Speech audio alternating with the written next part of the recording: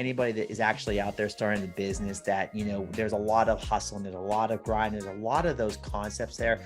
But what I actually find more often than not is like anything. It's that it's not about doing everything. It's about doing the right things at the right time with the right people. I think so many times, especially at the beginning stages, you're just building, that at some point you got to recognize, you got to look up, and you got to really be out there and be the face of the organization externally. The challenge is how do we keep our revenue ahead of our expenses so we can stay profitable without having to give up equity of our business just to stay alive there.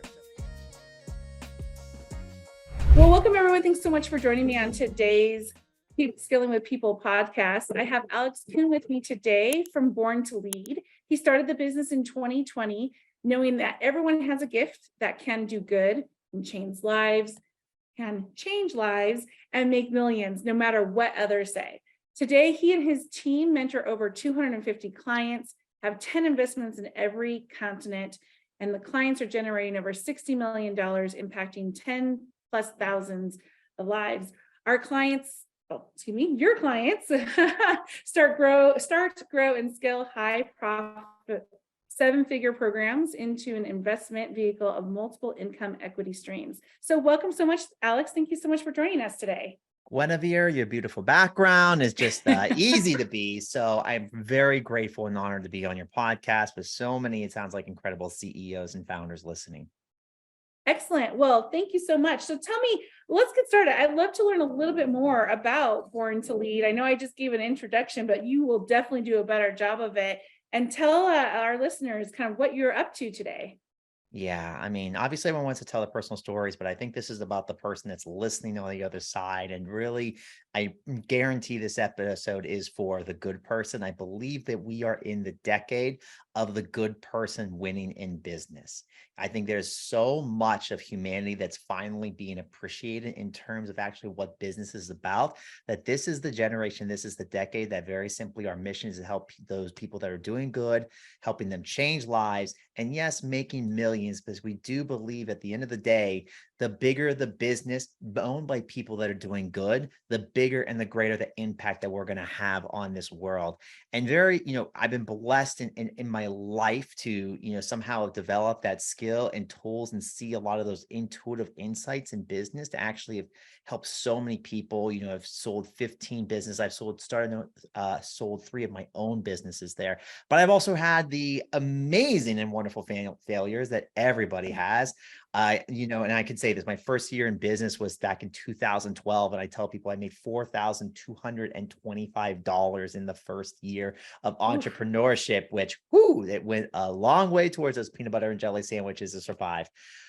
But I want to make sure that anybody that is actually out there starting a business that, there's a lot of hustle and there's a lot of grind. There's a lot of those concepts there.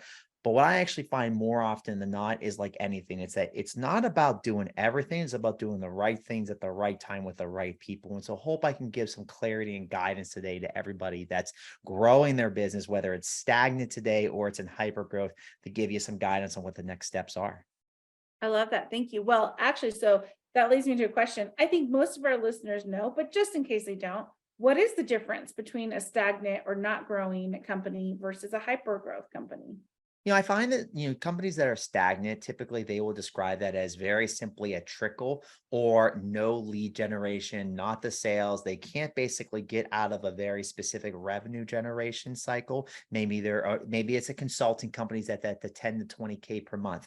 Maybe it's a company that's 100K to 200K, but they really are not finding ways to actually be able to get to that next level in their business, whether it's a revenue level or quite frankly, a freedom level, versus a hyper growth company, which actually has its challenges, right? We actually, on the social media, we celebrate those companies. We celebrate with the Inc. 5000, list, like this is the fastest growing company. And I can tell you, having been inside of those companies, they have some incredible challenges as well, because even though they may be in hyper growth, quite frankly, they have to scale through people, they have to scale through expenses. And the challenge is how do we keep our revenue ahead of our expenses so we can stay profitable without having to give up equity of our business just to stay alive there. So I find that actually both companies have unique challenges. And just because you actually are growing, you actually might have harder and more difficult challenges to face than the one that's actually stagnant. Yeah, that is so true. I have definitely seen some of my clients really struggle, especially on that point where when you are in hyper growth, you are spending a lot of money and companies tend to outspend their revenue. So as you were saying, trying to stay profitable, what are some tips or tricks or tools or just some insight that you have in regards to how to maintain that profitability while scaling quickly? Yeah. One of the things actually I find is that the more that you try to focus on, one of the easiest things to do is what are the numbers you are actually looking at in your business from this stage, early growth stage to maturation stage to hyper growth stage. And one of the things I challenge people on is that, yes, there's importance to look at the profit and loss statement. There's importance to look at the balance sheet. There's importance to look at the cash flow situation there. But one of the things I really like doing is actually we create something called speed chart for organizations. And it's actually pretty simple. It very simply says, based on what you want, how quickly do you get there? And start to make decisions in terms of that as opposed to building them based on the budget. So for example, if you're a stagnant company, it is obvious that one of the things you need to do is very simply look at the revenue. So instead of saying this is what our budget is to actually match what we can do from a revenue perspective, ask ourselves this question. If our revenue is to generate, let's say 100K per month, great. Let's every single day measure that until we get to that 100K mark. Let's say it took them 42 days. Let's say it took them 52 days. It doesn't really matter, but that's now the company's PR. And as a result, that company's PR is saying, great, we did 52 days. That's our best record to get to 100K. How quickly can we do it in the next cycle there?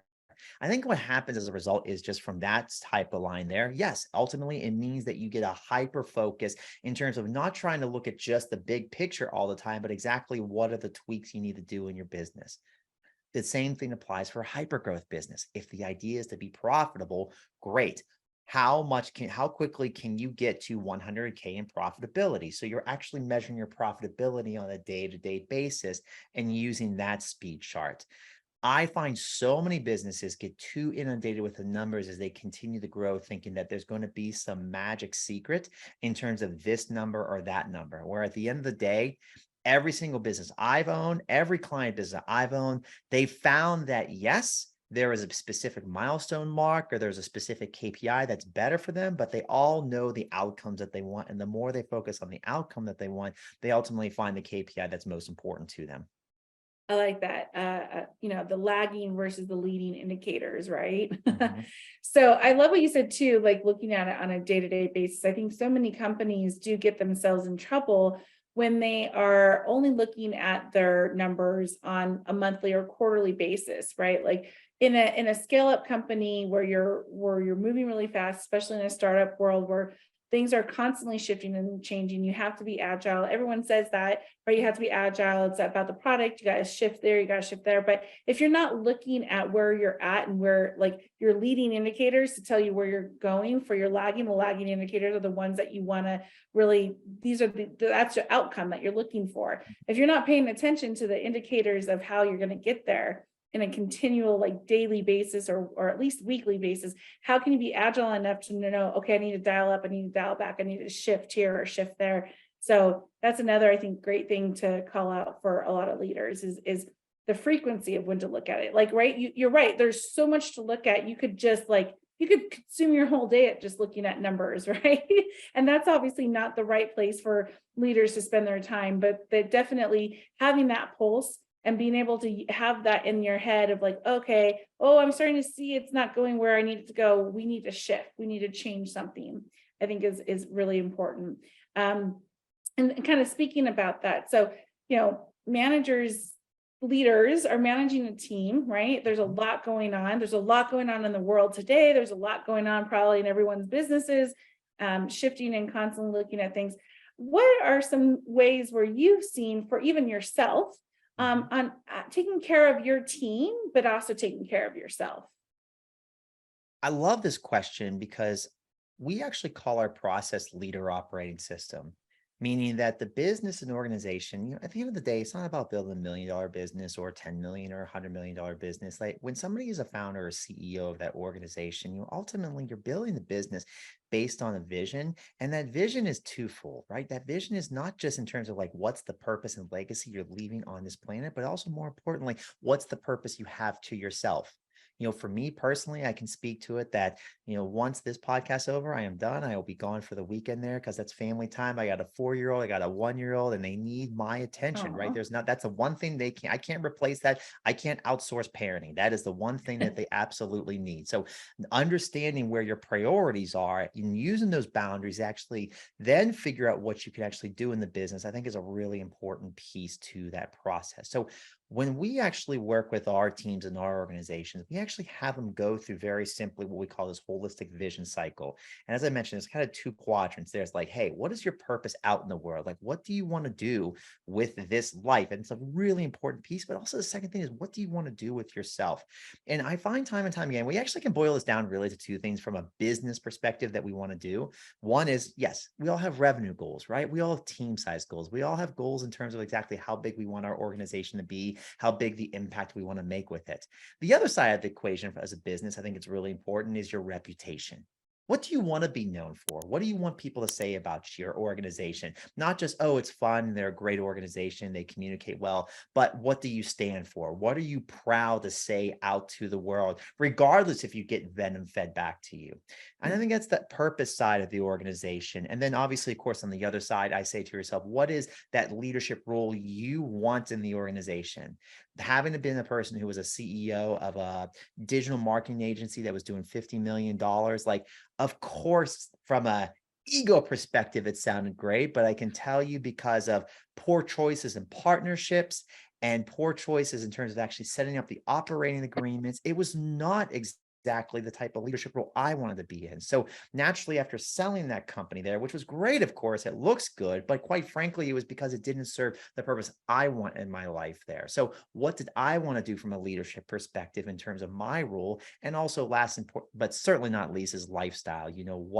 What do you want to do? And that's this thing we actually take every single employee in my company through. I always have my investments do that with their company, because if you're going to have people come into your organizations, I can guarantee this, and I know every founder wants this. That founder always says, I want the person who cares about the organization as much as I do. Great. Give them ownership and give them majority ownership of the business, and they may do just that. But most often we don't want to do that there. So therefore, we have to understand they may have other dreams that are not just our organization.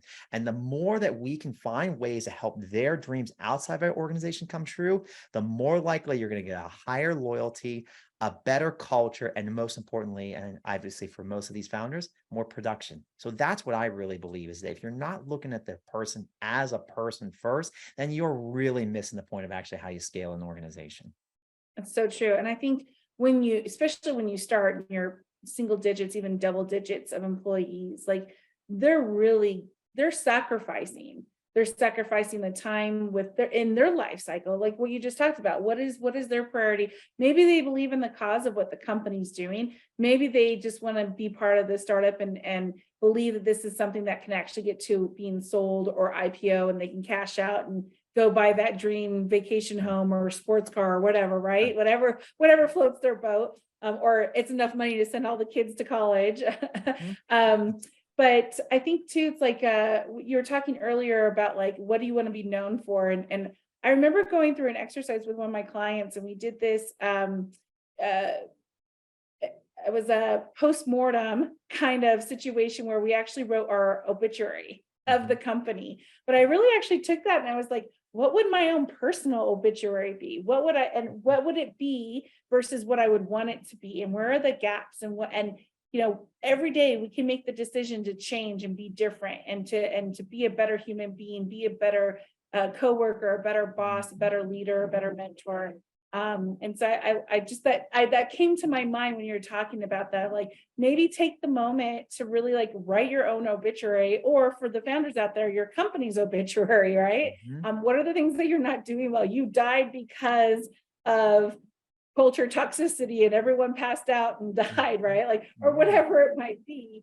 And that could actually, it's a really interesting exercise to kind of see where are the pain points in the business. And if you have other leaders, have them do the same or do it together. It's a fun exercise. Yeah, that is a great exercise. And I can remember, and I don't know who said this, so it is not from any study I did, but I remember reading this study and or learning in a mastermind I'm in. And there was very simply, they just studied people and they said, who do you spend the most time in your life with? And number one was your partner, your spouse. That's typically the person you spend the most time with. So obviously that becomes one of the most, if not the most important decisions there. The second was your coworkers. And understanding that more often than not, the idea of picking a salary or picking a benefits, for us as founders, this might be the most important decision, or quite frankly, the second most important decision you make. That person you hire inside of your organization, think about it this way. You might spend more time with that person than your kids, than your parents, than your best friends. And understanding, like, first and foremost, as the parent, it almost makes me like a tear, like, oh my gosh, I better enjoy every single moment with my kids at this age. But it also says, like, listen, when I think of, just a shout out to Kiana, she's like basically my number two in every organization there. But, how many conversations we're having, how many lunches we're having, how many moments has she seen me at my worst, how many moments I've seen her at her worst there. And we're still, moving strong and moving forward. I mean, like, there are moments where, she jokingly says, sometimes I'm your work wife there because she's like best friends with my wife, Yes. and so it's just those conversations and understanding that, yes, as much as we like to think, like, of course we want to hire the best skills and great talent and stuff like that, you're going to be spending a lot of time with this person. So hopefully you can have a really great working relationship as well. I love that. And you made me think of a past life before I started my business where I when I left the company, I told my family, it's like I'm getting a divorce because my boss was my work husband and I loved him from a very like professional adult like relationship, right? Not Yeah, romantically, but I just and we're still friends. We still get absolutely. connected and have coffee when we can. And I miss him to death because he was such a great, well, he's a great mentor, he was a great partner, but he was like my work spouse. And it's so true. I mean, there's a reason why we have that terminology. And I love where we're going with this conversation because I've talked to a few founders who are right now at the point where they're kind of like, I think I need to look for my number two. And what does that look like? And how do I figure it out? What, if any, advice do you have for a co-founder or founder who's looking for that number two to help them? And this might be like employee 7 or 17 or even 40, right? Like it's Mhm. not necessarily employee number two, but just the number two. Any advice for founders out there? This is maybe the most important decision you make in your business. So I, true. I don't know how to stress this anymore. And what it means is I'm going to say something that might be counterintuitive, but my advice is to actually very simply forget about skill, to forget about degrees, forget about anything they bring to the table, and ask yourself, if this person was starting the company themselves, would they start the exact company I started? That is your number two.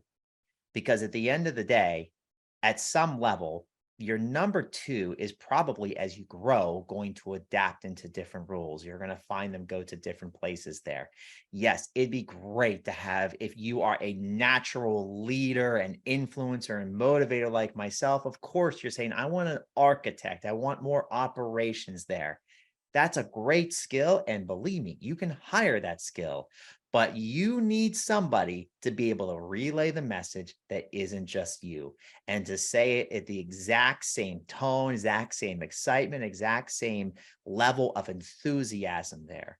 And so, yes, this is the most important decision you can make, and do not take it lightly.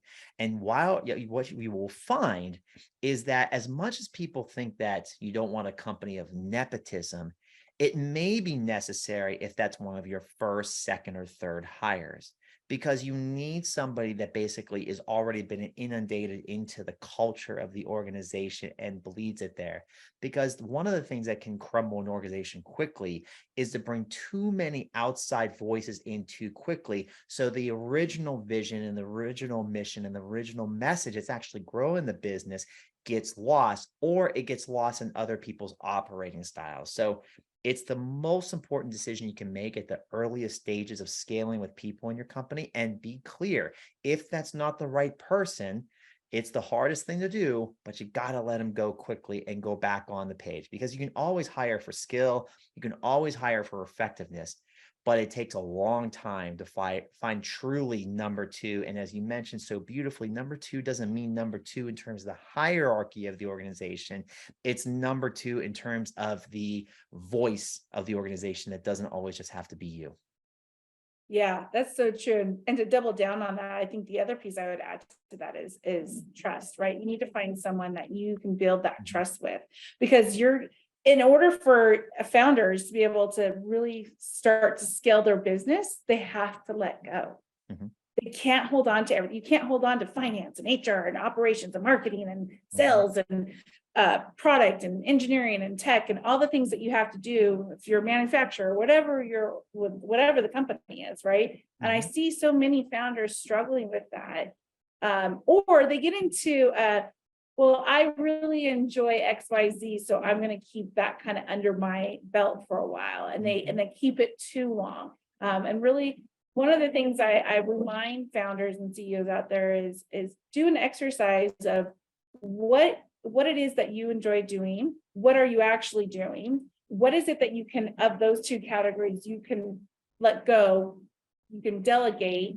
What is the most important thing you as the founder and CEO need to do? I think so many times, especially at the beginning stages, you're just building, that at some point you got to recognize, you got to look up, and you got to really be out there and be the face of the organization externally. Yeah. And start thinking about, like you said, the voice, right? The number two may be the face internally, and that's okay.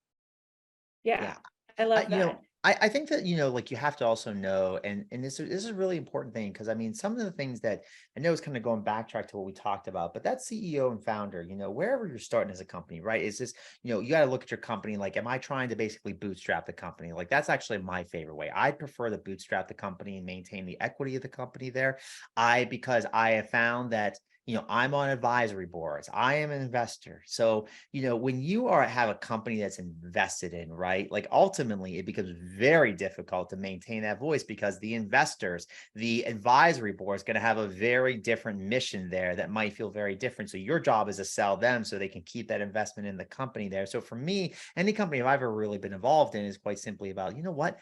I want to feel like we're in control of our destiny. I'd rather go down with a ship than versus like giving up my soul or my integrity for something. So that's just been my style, but also understanding that you have to know what type of CEO you are. And I think this is a big challenge for sometimes startup founders and CEOs.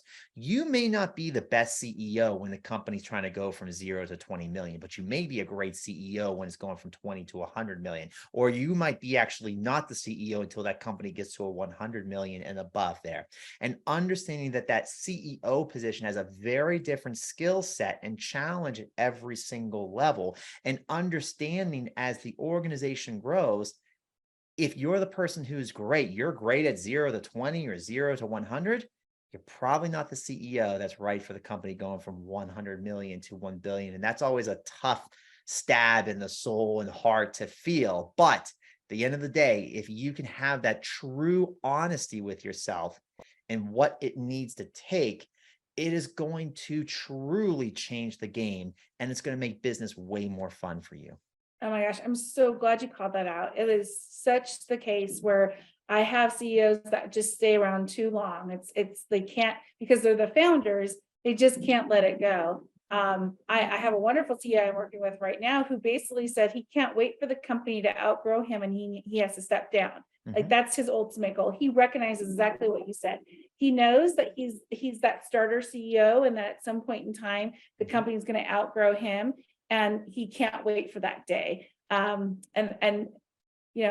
on the opposite end, I had a CEO who didn't let go. And unfortunately, the company went from being, they IPO, they were very successful, got up to $30, $40 and a share. And now they're, in the dollars, in the single digit range. And it's because that CEO couldn't let go and recognize that he needed to step back and let a CEO, like, he said, the 100 million revenue come in. And it's so true. And I think that's actually true for every executive, not just a CEO. Like, I find that's very true for me as an executive of HR.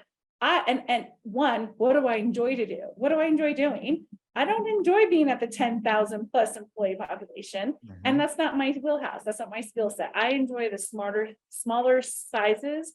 I enjoy being in the really kind of scrappy environment and building.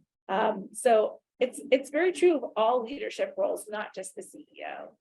So talking about the whole scaling area, like, why do you think so many companies struggle with scaling? Yeah.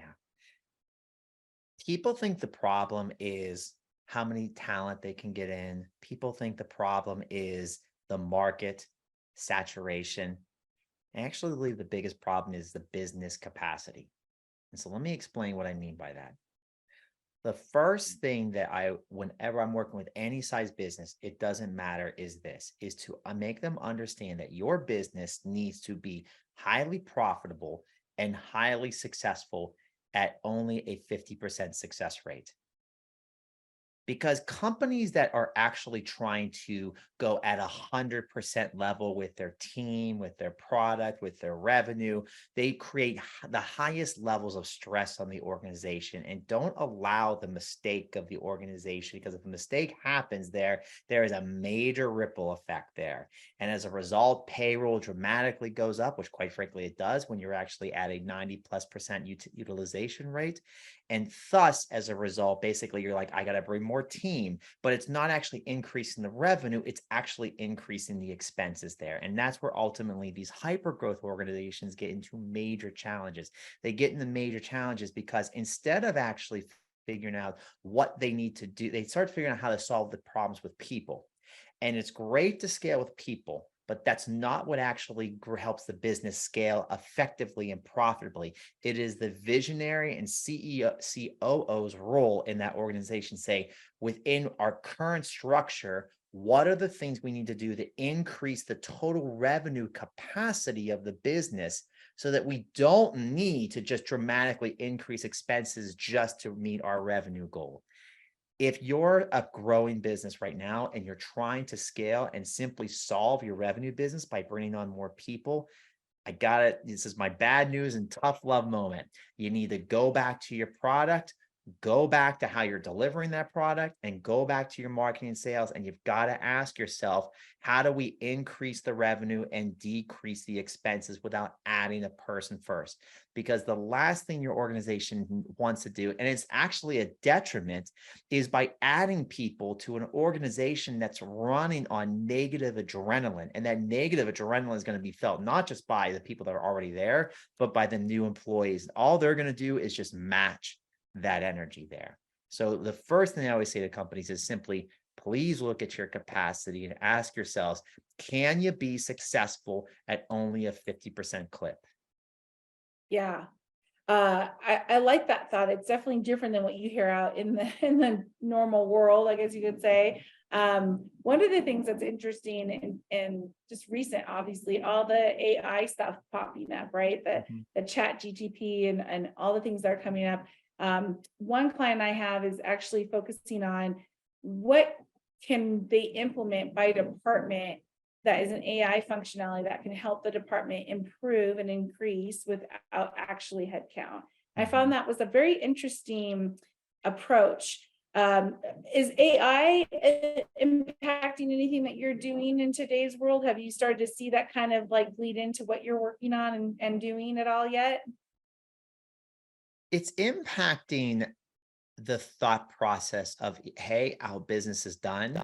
And also B, I'm also seeing the frightening or the scariness, if you will, of the people that are actually on the other side. my friend and I, we were actually talking about this, and he runs a huge management consulting firm. He works at places like Harvard and Yale and Stanford. He helps scientists get, multi-million dollar grants to basically cure cancer and to cure COVID and all the different things there. He does incredible work. And we were actually thinking of AI and talking about it. We kind of came to this conclusion. And I will just tell you, I am an Avengers fan. I'm a Marvel fan. Love it. And we analyze this as like AI is very simply like Iron Man and Jarvis, where Jarvis is clearly was a very intelligent robot, but it was because of Iron Man's abilities and thought process and questions that got the best out of it. And I think it's the same exact thing that my belief is going to happen with AI. The people that are going to win with AI, because it's basically commoditizing so much, but it also is only capable depending on the questions that are being asked of it there and the vision that you can see it being evolved. So what I think is going to ultimately happen with AI, and I see this with every company, is that they're using it for menial task or recurring task. And so there's obviously going to be jobs that are going to be put in jeopardy there. But the problem is that you're going to actually need a higher level person to come into the organization, because somebody's got to be using that AI and using it effectively, exactly how to get the most out of it there. So I think in some ways that there's going to be like this flux of certain companies that grow quickly from it. Other companies are not going to figure it out. But I bet in 18 months, AI, and regardless of where it is that it may decrease certain jobs, but it's going to increase certain costs, which means that actually, I think ultimately your payroll might be bigger, which sounds crazy to think about there when we think AI is going to reduce your payroll. But at the end of the day, I think people got to be mindful there that it's still going to come back to, if you hire somebody, in that role, you just have to understand there's a new skill set.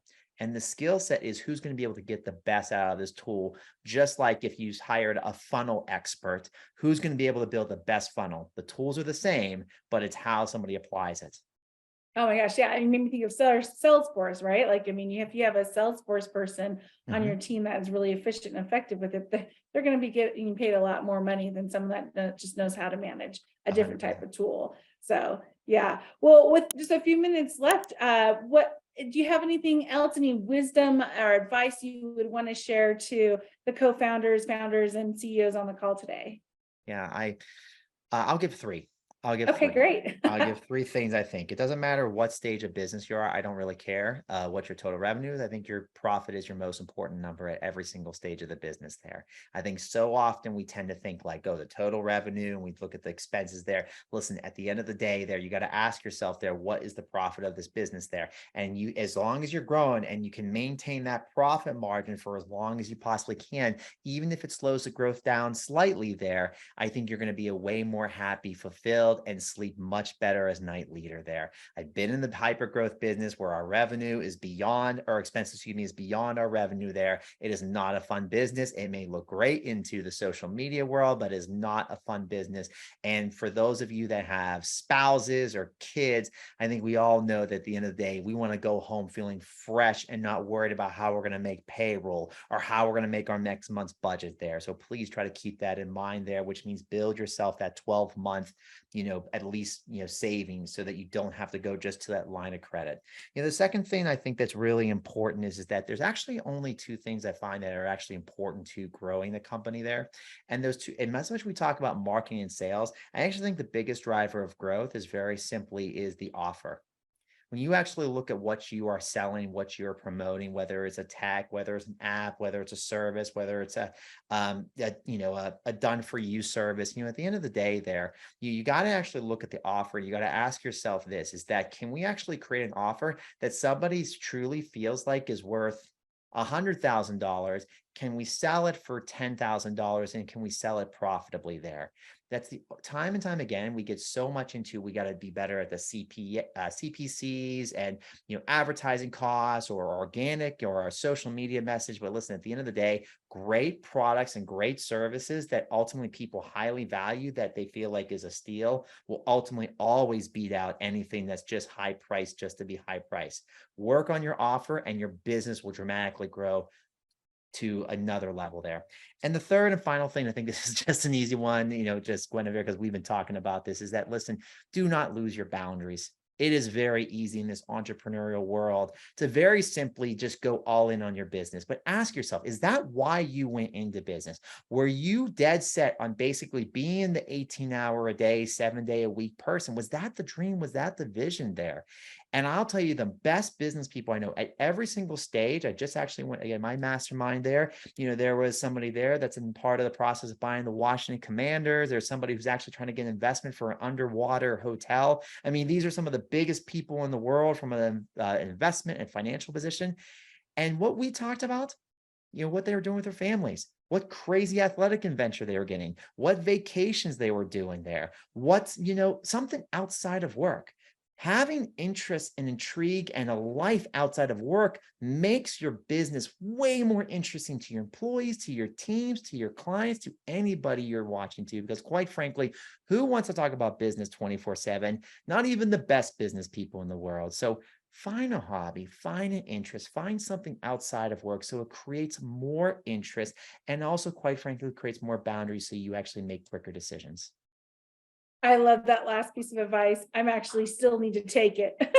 So I'm also someone that falls victim of like, oh, let me just finish this, let me finish that. And my husband's like, come on, we gotta go, we gotta have dinner. Like, I'm like, oh, God, 5 more minutes, 5 more minutes. And so I do appreciate that call. It's very easy to say. I think it is very challenging, especially as a founder, where you're really wanting to grow your business, to recognize that you do need to step away. And it's a mental health, it's emotional health.